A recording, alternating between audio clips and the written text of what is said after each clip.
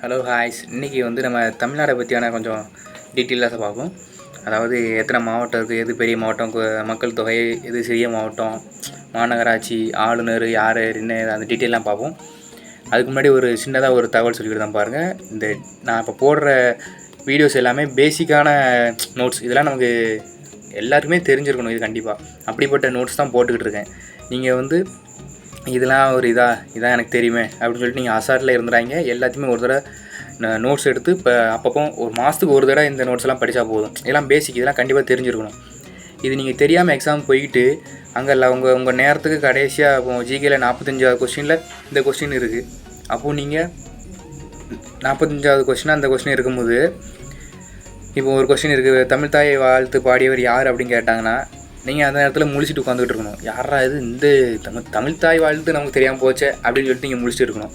அது கடைசி 5 நிமிஷத்தில் இல்லை ஒரு 10 நிமிஷத்தில் நம்ம பார்த்துக்கலாம் அப்படின்னு சொல்லிட்டு நீங்கள் எழுதும்போது லாஸ்ட் 5 நிமிட்ஸ் அப்படின்னு சொன்ன உடனே இங்கே நமக்கு வயிற்றெல்லாம் கலக்க ஆரம்பிச்சிடும். அந்த கொஸ்டினுக்கு நமக்கு தெரிஞ்சாலும் நம்ம தப்பாக தான் குறித்து வைப்போம்.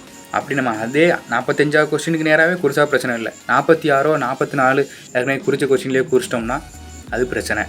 அதனால தான் சொல்கிறேன், பேசிக்கானதை கொஞ்சம் நல்லா தெளிவாக பார்த்து வச்சுக்கோங்க.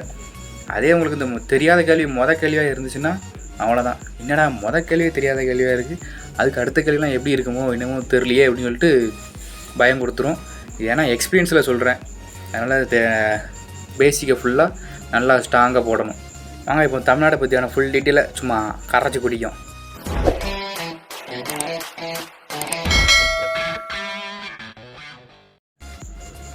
தலைநகரம் வந்து சென்னை. இது எல்லாத்துக்குமே தெரிஞ்ச விஷயம் தான். இந்தியாவின் முதல் மாநகராட்சி அப்படின்னு ஒரு கேள்வி கேட்டாங்கன்னா அது என்ன தெரியும் உங்களுக்கு? அது வந்து சென்னை. இதை ஃபஸ்ட்டு இது உருவாக்குனது, இந்த மாநகராட்சி அப்படிங்கிறது உருவாக்குனது வந்து இந்த ஜேம்ஸ் மன்னர். இவர் தான் ஃபஸ்ட்டு சென்னை ஒரு மாநகராட்சி அப்படின்னு சொல்லிட்டு ஒரு பிளானை கொண்டு வந்து உருவாக்கியிருக்காரு. மொத்தம் 38 மாவட்டங்கள் இருக்குது. கடைசியாக வந்த ஒரு 6-7 மாவட்டம் இன்னொரு வீடியோவில் போட்டிருக்கேன், அதை ஃபுல்லாக போய் பார்த்துக்கோங்க. ஃபஸ்ட்டு வந்த மாவட்டத்தை பாருங்கள், நெல்லை 1780 உருவாக்கியிருக்காங்க. மாநகராட்சி 25 இருக்குது. மாநகராட்சினா 10 லட்சம் மக்களுக்கு மேலே இருந்தாங்க. அதுக்கப்புறம் உள்ளாட்சி, ஊராட்சி, நகராட்சி இந்த எல்லாத்தையும் சேர்த்து தான் ஒரு பெருசாக ஒரு சிட்டி மாதிரி இருக்குல்ல, அதுதான் மாநகராட்சி அப்படின்னு சொல்கிறாங்க. சென்னை, அதுக்கப்புறம் திருச்சி, அப்படி வரிசையாக வரும். மொத்தம் அதில் 25 இருக்குது. அடுத்து பாருங்கள், முதலமைச்சர் நம்ம ஸ்டாலின் தெரியும். ஆளுநர் ஆர்.என். ரவி 2021 இருக்கார். மாநில சின்னம் வந்து ஸ்ரீவில்லிபுத்தூர் கோயில் கோபுரம். நம்ம ஜெர்சிலலாம் இப்போ ஏதாட்டும் மேட்ச்சு அதெல்லாம் பார்த்துருப்பீங்க, ஜெர்சியில் போட்டிருப்பாங்க கீழே தமிழ்நாடு அப்படின்னு போட்டிருக்கோம். அது வந்து ஸ்ரீவில்லிபுத்தூர் கோயில். ஸ்ரீவில்லிபுத்தூர் வந்து விருதுநகர் அங்கே இருக்குது. அப்புறம் மாநில முத்திரை சொல் வந்து பாருங்கள், இது ரொம்ப முக்கியமானது. வாய்மையே வெல்லும். அதாவது இதை இப்போ இந்த வாய்மையே வெல்லும் அப்படிங்கிறது வந்து சமஸ்கிருத மொழியில் சத்தியமேவ ஜெயதே. இதை முண்டக உபநிடதம் அப்படின்னு சொல்லிட்டு ஒரு நூல்லேருந்து எடுத்திருப்பாங்க, சரிங்களா? அசோகரோட சிங்கமுக தூணில் கீழே அடிவாரத்தில் தேவநாயகிரி எழுத்தில் வந்து அடிமுத்தரை பதிஞ்சிருக்காங்க இந்த எழுத்தை. அதுக்கப்புறம் 1950 ஜனவரி 26 இந்திய அரசு இதனை வந்து ஒரு குறிக்கோளாக அறிவித்தது. இந்த நம்ம குடியரசு நாளப்போம், முதல் குடியரசு நாள் தானே, 1950 தான் குடியரசு ஆனோம். நம்ம ஜனவரி 26 அப்போ ஃபங்க்ஷன் நடக்கு, அதில் அறிவிச்சிருக்காங்க சத்தியமேத ஜெயதேவ. நெக்ஸ்ட்டு பாருங்கள், சிஎன் அண்ணாதுரை. நம்ம முன்னாடி ஒரு முதலமைச்சராக இருந்தார். இவர் வந்து வேற்று சொல்லான இந்த சமஸ்கிருத சொல் நினைக்கிது ஸ்ரீ, அப்புறம் மதி, குமாரி, குமரன் அப்படின்னு சொல்லுவாங்கள்ல, அந்த சொல்லுக்கு பதிலாக அதெல்லாம் பயன்படுத்தாங்க. திருமதி, செல்வி அப்படின்னு சொல்லிட்டு பயன்படுத்துங்க அப்படின்னு பரிந்துரைத்தார். இவர் தான் அந்த வாய்மையும் அந்த சத்தியமேத ஜெயதையும் வாய்மையை வெல்லும் அப்படின்னு சொல்லிட்டு தமிழில் இதாக வச்சுக்கோங்க, முத்திரை சொல்ல வச்சுக்கோங்க அப்படின்னு சொல்லியிருக்காங்க. அடுத்து பாருங்கள், மாநில விலங்கு நீலகிரி வரையாடு, உங்களுக்கு தெரிஞ்சது தான். மாநில பறவை மரகத புறா. மாநில மரம் பனைமரம். மாநில கனி பலாக்கனி. மாநில மலர் செங்காந்தல். மாநில மொழி தமிழ். இது பார்க்க ஆனால் ஈஸியாக இருக்குல்ல. ஆனால் நான் ஒரு அகாடமியில் படிச்சுட்டு இருக்கும்போது மாநில கனி என்னென்னு கேட்டாங்க, யாருக்கும் தெரில. மாநில மரம் என்னென்னு கேட்டாங்க, எவனுக்கும் தெரில. நீங்கள் நினைக்கலாம், அப்போ உங்கள் அகாடமியில் எல்லாம் முட்டா பையன்லாம் இருந்திருக்காங்க அப்படின்ட்டு. அப்படிலாம் இல்லை. என் அகாடமியில் வந்து நான் 61 மார்க் எடுத்தேன். என் கூட படித்த என் ஃப்ரெண்ட்ஸ் எல்லாருமே 65, 68 ஒரு பையன் எடுத்தான். அப்போ என்ன சொன்னாங்கன்னா, சில பேர் கனி என்ன கனி அப்படின்னு கேட்டப்போ மாம்பழம் அப்படின்னு சொன்னாங்க. சில பேர் மரம் என்னென்னு கேட்டப்போ ஆலமரம் அப்படின்னு சொன்னாங்க. ஆனால் ரெண்டுமே ஆன்சர் கரெக்டு. ஆனால் எதுக்கு வரும்னா இந்தியாவுக்கு வரும். இந்தியாவோட பழம் வந்து மாம்பழம், மரம் வந்து ஆலமரம். தமிழ்நாட்டுக்கு வந்து பனைமரம், பழம் வந்து பலாப்பழம், பனைமரம் பலாப்பழம் ஞாபகம் வச்சுக்கோங்க.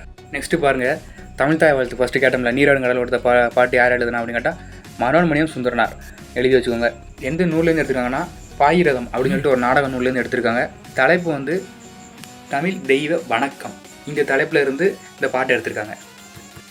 அடுத்து பாருங்கள், மாநில நடனம் பரதநாட்டியம், மாநில விளையாட்டு கபடி. மாநில நடனம் வந்து முக்கியமானது. ஏன்னா ஒவ்வொரு மாநிலத்துலேயும் ஒவ்வொரு மாதிரி டான்ஸ் இருக்குது. அது இப்போது ஒரு தடவை கூட கேட்டிருந்தாங்க. அதனால் நான் அடுத்த ஒரு இதில் வந்து இந்தியாவை பற்றி பார்க்கும்போது நம்ம ஃபுல்லாக பார்த்துடலாம், எந்தெந்த டான்ஸ் எங்கெங்கே எந்தெந்த மாநிலத்தில் இருக்குது அப்படின்ட்டு. 2011 எடுத்த கணக்கெடுப்பும்படி இது பார்க்கும். 2021 எடுத்துட்டாங்க. ஆனால் அது அஃபிஷியலாக இன்னும் வெளியே வரலன்னு நினைக்கிறேன். நானும் கூகுளில் அடித்து பார்த்தேன், சரியாக எனக்கு காமிக்கலை. அதனால தான் 2011 போட்டிருக்கேன். அப்படி 2021 கிடச்சிட்டுனா ஒரு பிடிஎஃப்னாலும் உங்களுக்கு கொடுத்துருக்கேன், நம்ம டெலிகிராம் குரூப்பில் வந்துடும். பரப்பளவில் பாருங்கள், இந்தியாவில் 11வது இடம். நம்ம தமிழ்நாடு எல்லாத்துலேயுமே ஃபஸ்ட்டு வரணும்னு நினச்சி 11